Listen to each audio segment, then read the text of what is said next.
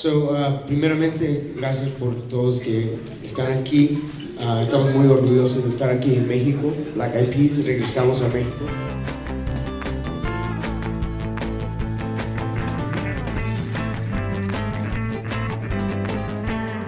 Hola.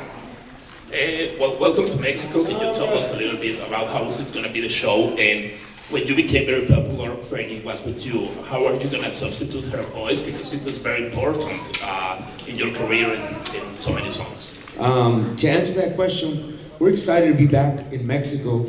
It's been 8 years since we've been here. Last time we were at Estadio Azteca. And we're just excited. You know, we have new music that we just put out. Street Living, Get It, and Ring the Alarm. For this project we got called Masters of the Sun.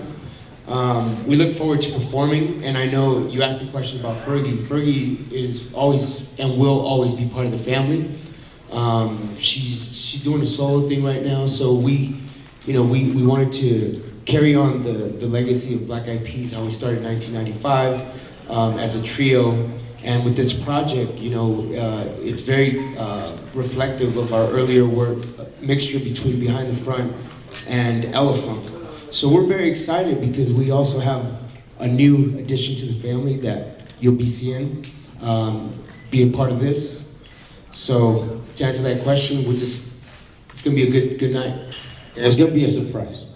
It's been a long wait since the release of your last album, and now you have new music. And I got the chance to talk to Apple before, and he told me about the energy that you want to release. The message that comes with it. How is the process to create now that it's only the three of you, and what can we expect from this new album?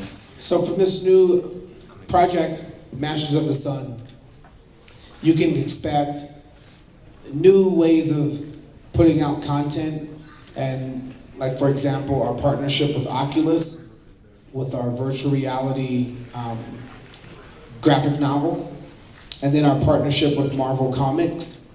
And in the soundtrack that we've done with Hans Zimmer for the VR experience with Oculus. And people like Stan Lee, Jamie Foxx, that have all participated on the project. And the music is inspired by the graphic novel and the VR experience. This is the most creative, innovative project the Black Eyed Peas has ever done, with people like Mary J. Blige, Rosario Dawson, Jamie Foxx, Jaden Smith, Snoop Dogg, Rakim, KRS-One. All of our legends and heroes have collaborated with us on this graphic novel and VR. And the music is reminiscent of, our earlier years, as Taboo mentioned. And we always wanted to come to Mexico in 1998 and 1999 as a trio. So Black Eyed Peas were a group before Fergie. We were a trio in 1995, 6, 7, 8, 2000, 2001, 2. And we always dreamt of coming to Mexico. And now that dream has came true. And we can't wait to perform tomorrow as a trio for one of our favorite countries on earth. Yeah, this album is very artistic. We kind of went back into really what makes us tick, and that's we used to sample jazz and really raw hip hop beats. So we've done everything else. We've done dance music to pop. So we just wanted to go back. That's something that really inspires us again and motivates us. So. I would like to know, in the story of Black Eyed Peas, you have always been a group that help or support charity. Soon we're going to be happening the first anniversary after the Mexican earthquake last year. So I would like to know if for this concert you will do, send a message about all these things that happened. And also another question, I would like to know if you plan to collaborate with any Mexican, because you collaborate with a lot of people, but we would like to see any Mexican.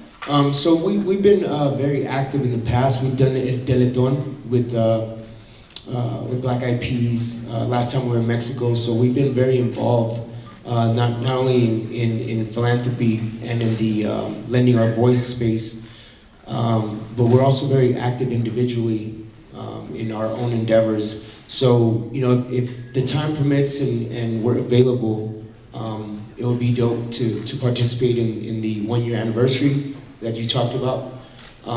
As far as working with Mexican artists, it's a dream come true to be able to think of people that I would want to work with. Like Marco Antonio Solis is someone that's very inspirational to me.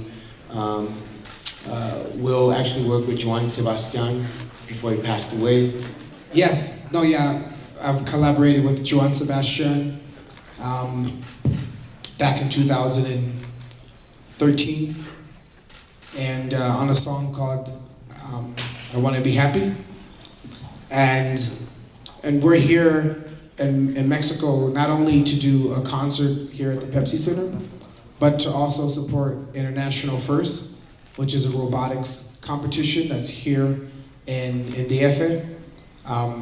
And this year, my team in East Los Angeles, Boyle Heights, which is all my kids are Mexican, made it to the championships, competing against all other kids from the age 15 to 18, building robots. So they competed against Israel, Palestine, Brazil, the UK, China, and now we have the international championships here in Mexico on Saturday. So we are very philanthropic. We, with the Taboo's work that he does with the Cancer Society, and Apple with the schools he builds in the Philippines. And we would love to collaborate more with Mexican artists, because the collaboration that I did with Joan Sebastian I was so honored to have collaborated with him. Yeah, it's really important for us to give back because of our humble beginnings. I was a sponsored kid from the Philippines and given the chance, the opportunity to have an education and became a black eyed pea. So I have to follow the footsteps of my adopted father, Joe Ben Hudgens, and Pearl S. Buck Foundation that helped me out to get to the U.S. So I have to follow that footsteps and pay it forward and give it back, you know, to give kids like me and throughout the world to get a chance with opportunity and education. So if, just like Taboo said, if we're available or what we could do to help, we're here. As you know, after a long struggle with cancer, today Aretha Franklin passed away. So I'm very curious about, I would like to know how does she influence in your music and your work, and especially because she was a very important figure about the civil rights and all that she represented in that way. Aretha Franklin is a hero, not just to, you know, American soul music, American music as a whole. Everyone has been inspired by her. Her civil rights taught us that, you know, if you have a platform, use it for folks that are either oppressed, left behind, and struggling. You know, she took her music seriously, and we take our music seriously. And she lived a beautiful life and inspired many people. Not just me, but my mom. Not just my mom, but my grandma. And my grandmother, she passed away at 90. And she was born in a time where, you know, slavery was fresh. My grandmother's grandmother was a slave.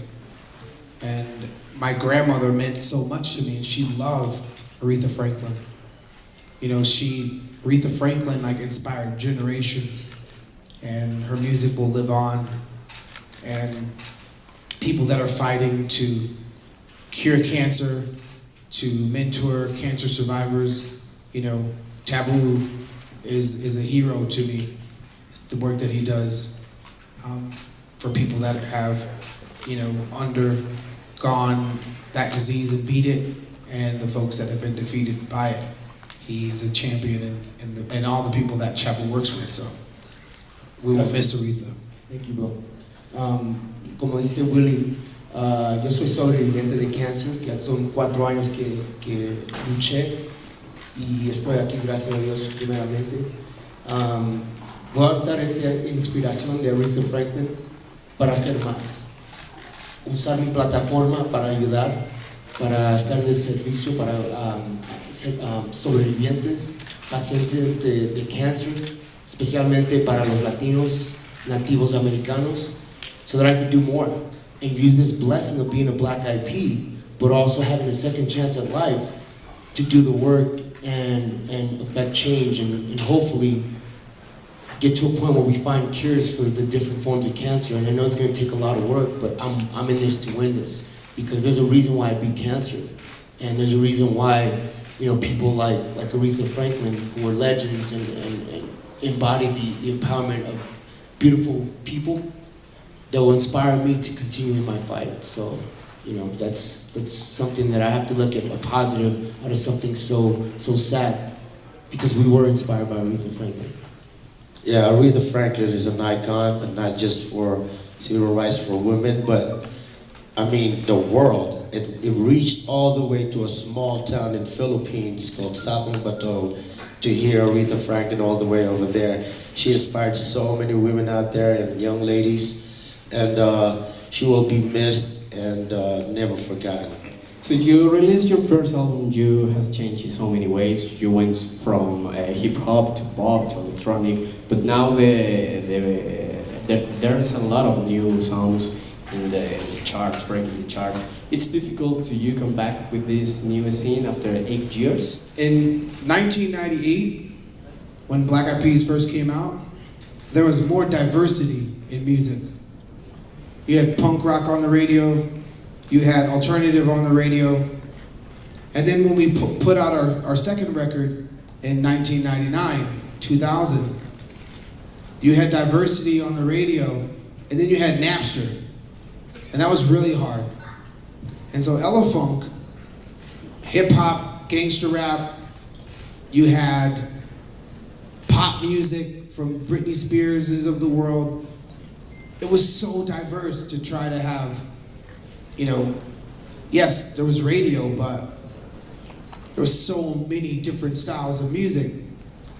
And then in 2005, similar, the record stores were going away, and iTunes was the business. And once again, you had so much diversity. You had catalogs selling a lot on iTunes. You had new artists selling a lot on iTunes, and different styles of music selling a lot. And in 2009, when we put out The End, the underground was powerful. And the underground was bigger than pop. We felt that, we saw that before it actually happened, where America didn't know David Guetta until I Got a Feeling. And we helped like bring in an underground sound to the mainstream. And once again, stores were going away. And right now with streaming, there isn't that much diversity. You have the same style of music a lot, because the algorithm is so sophisticated that it suggests the artist what to copy and follow. So actually it was harder then to have presence in a much diverse industry. It's just harder to get for everybody now, because there's so many artists that have access to the internet.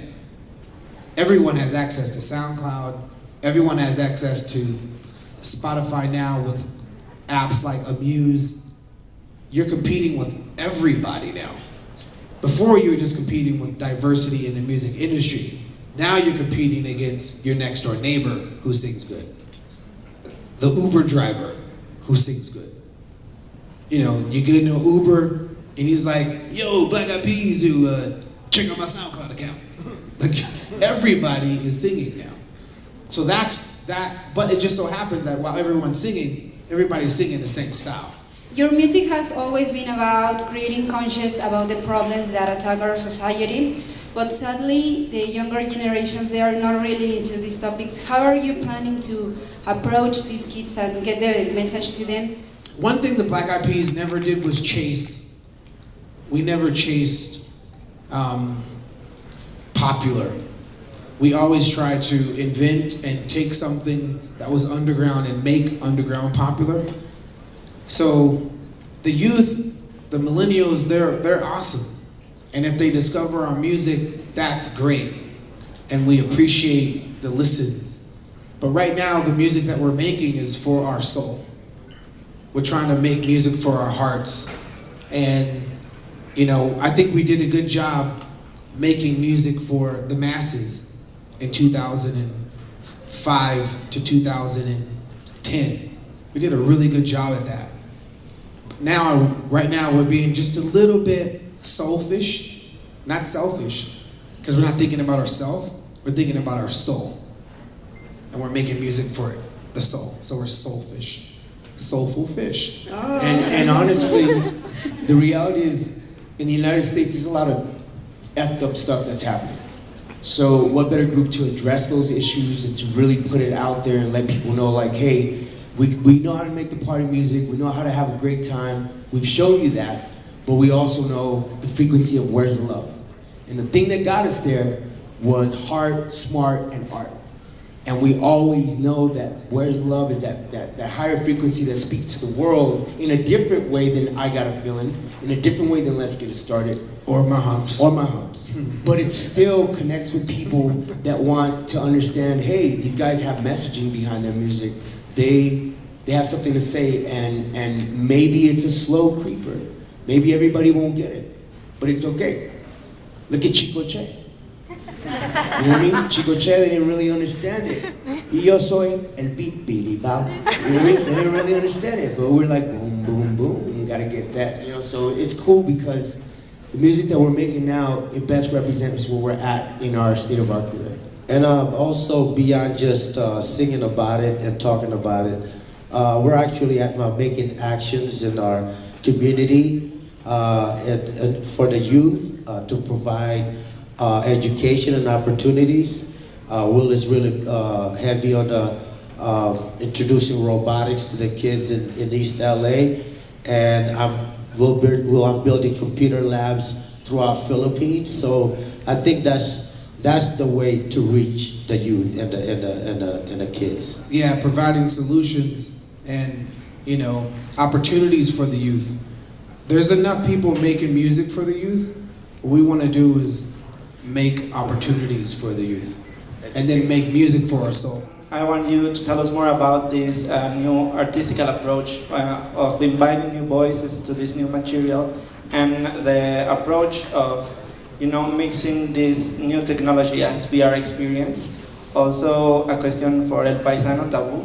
What's your opinion on the representation of Latino people in the music industry, such as you know, the new reggaeton artists that are now playing all over the world?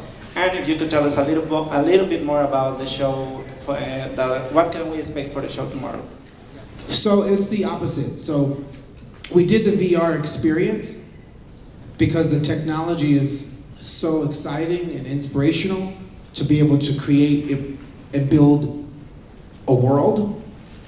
And we did just that. So if you haven't seen Mash of the Sun VR in Oculus Go or Samsung Gear, please check it out. We created a world and an amazing story about hip hop. The same story in the book has been in the world, but it's so fantastic. And then after we made that, we created the music for it, which is the album that's coming soon. But it's that's the direction. It's just it's exciting times to be creating with this new technology like augmented reality, virtual reality, using something so fundamental like a graphic novel to be your starting point. Instead of starting with like 15 songs and then doing videos, we were like, no, let's do a graphic novel and do VR, AR, and then make music, and then do videos. And I never thought it was possible to have Marvel as a partner. That was Taboo's idea. And, you know, when you dream big, big things happen. So this is just the beginning of big things happening. Pensando como mexicano. So to add to the question that you asked about Latin artists, it's amazing to see people that, you know, have come up. Like, I'm gonna give you examples. Cardi B to J-Lo to Pitbull to Becky G To Boom Boom, Mami, El General, like the OG, to original. Shakira to Juanes. These artists embody what it's like to represent the culture and to really do it in a way where they're different, but they're still putting their stamp and their twist to pop culture. So you celebrate that. Something that I wish would be a little bit more prominent is if more collaborations would happen amongst other artists. You know, especially with the new artists. Like, I see a lot of people like Bad Bunny and J Balvin and all these cats are starting this collaboration thing that's starting to bubble in reggaeton world. So that's dope. I appreciate that. And the revival of Daddy Yankee. Daddy Yankee. I mean, he hasn't gone anywhere. You know, he's been there for so many years. No, but now he's back and he's booming. Right. So that's, you know, dope. even Luis Fonsi with Despacito. You know, it's like they're hitting you where it crosses from Latino market into the Anglo market. Yo. Not only that, London, when you go to a club and you hear Despacito and Mi Gente in a London club, it's no longer Latin music, it's world music. Before it was different. It's like we were blessed that Black Eyed Peas would play in Latin America. Right? An American group playing in Mexico on Spanish radio. That was like, wow, thank you so much for that. But for it to happen the other way around, Latin music playing on British radio, French radio, everywhere, that's like, psh, that's awesome. Yeah, you guys, I mean, I'm gonna keep it short. Latinos are taking over. Yo, you remember they used to have like the Grammys and then the Latin Grammys? Yo, the Latin Grammys are the Grammys now. It's true. You have a lot of Anglo artists that are performing with Latino artists. Yo, it's like, yeah. Algo que me gustaría es que más artistas americanos que hacían una mezcla con sonidos indígenas para que no se olviden sus raíces, los ancestros indígenas, los indígenas mexicanos y indígenas americanos, porque yo soy un ejemplo de eso. So I wish that would be the thing. If you could mix that and understand the roots, how powerful our ancestry is, that's like you're out of here because you're able to mix the old with the new. Yo, and then I can't wait to see like a Latin artist collaborate with an African artist or a Latin artist with a Chinese artist. That's dope. And then forget about American artists. There's a big world out there. Cultural. Like, right? You know how many people are in India and China? And then Central and South America? America's great. I love that. I love my country.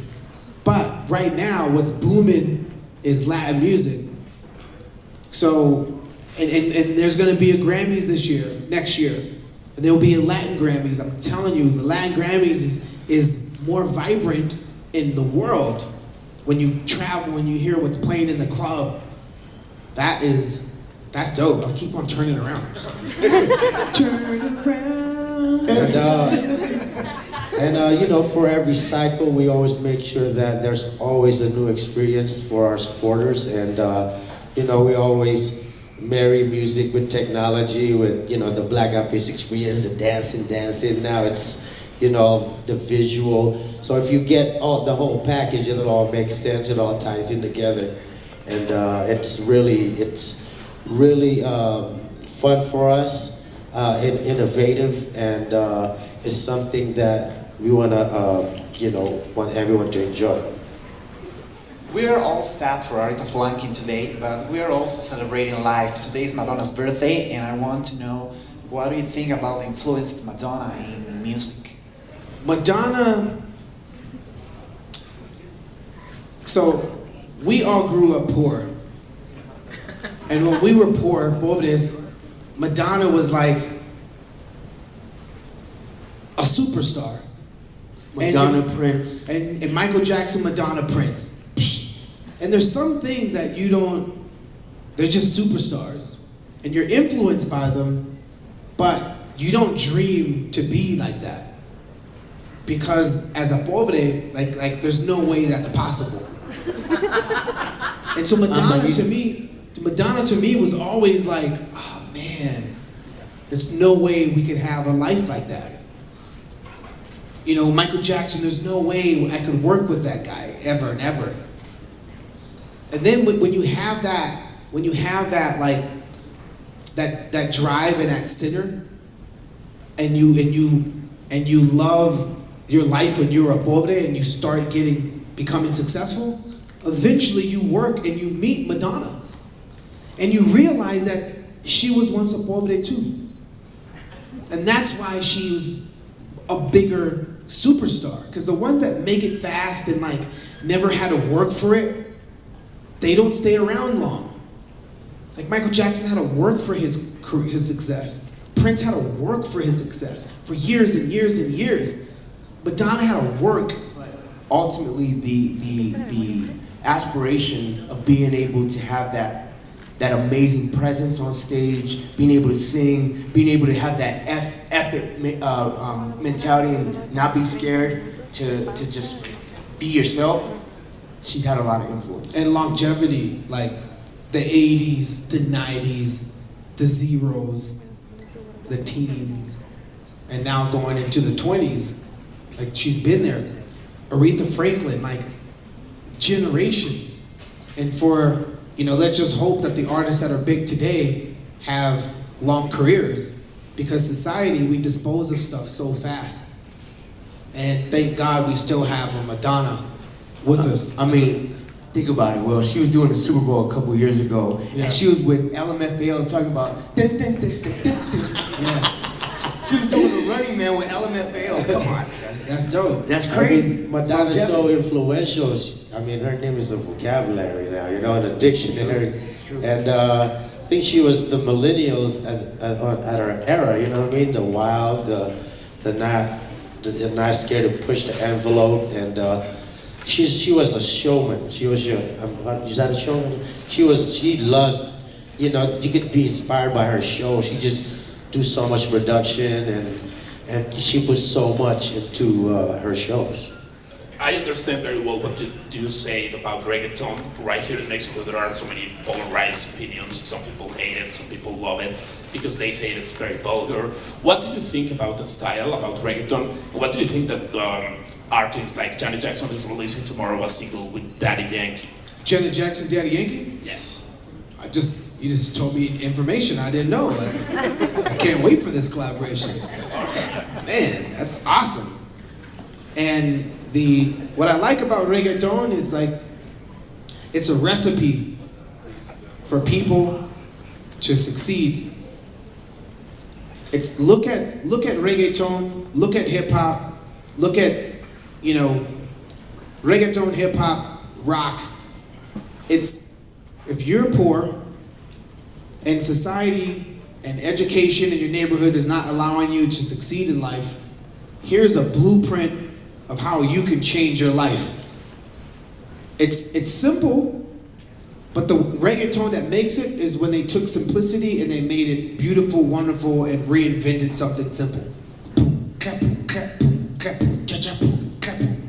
Right? This rhythm, if you're in the ghetto and you start thinking and being creative around that rhythm, it can change your life. Like, think about that.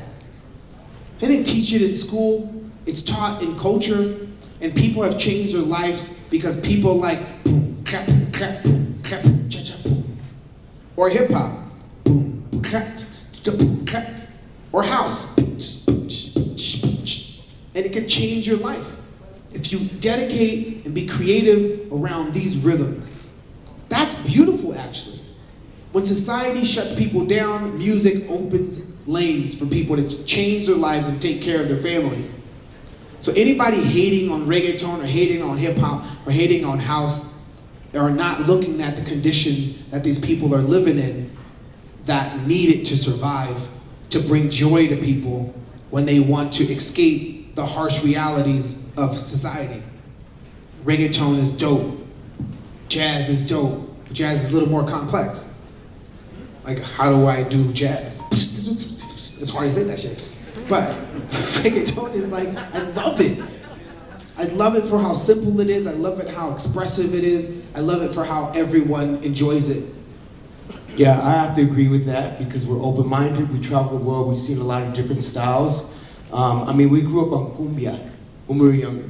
So we had cumbia, we had ranchera, we had banda. So we've been aware of that because we grew up in Los Angeles. We know those sounds. So to be able to have that influence of being open-minded to other Latin rhythms, that's like something that we take pride on, and not trying to hate on it, but just congratulating it for where it's going. Yeah, and reggaeton has proven itself. You know, for a while, it went away and then it resurfaced, and now it's its own genre of music. So it's we all love it.